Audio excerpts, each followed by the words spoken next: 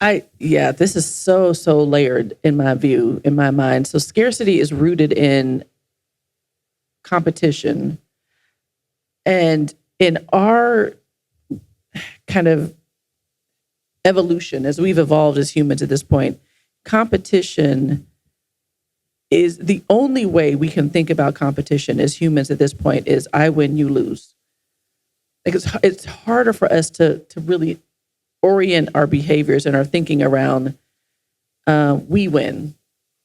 It's hard for we love to think about it, but it's just not how we're wired. It's always I win, you lose. And so, especially when you think about access to capital, access to funding, access to resources, access to business opportunities, which for Black and Brown folks has been episodic, always heavily contextualized, always lots and lots of conditions.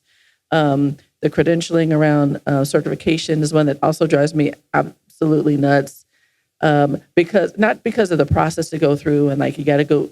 I'm a Black-owned business, but I got to get certified to say that I'm a. Anyway, it feels silly, but beyond that, what it then invokes is now I get to stand in line.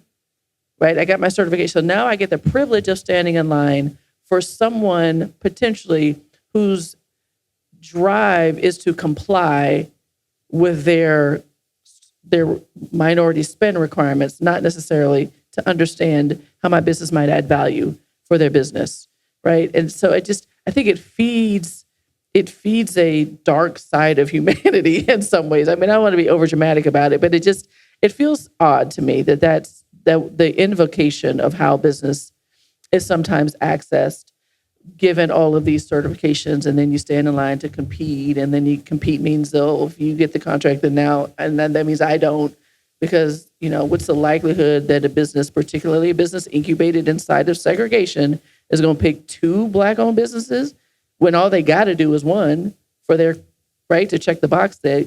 So it just drives a kind of compliance mindset that I think is also doing a disservice to us as human beings. I'd love for us to move more toward a commitment kind of ideological construct as we're thinking about how we've been taught to value other human beings, to be able to talk about that in public spaces and to be very clear about it without absorbing any guilt or shame about it. It's just what we've been taught about the value of humans. And so that value brings all this competition that breeds the scarcity mindset.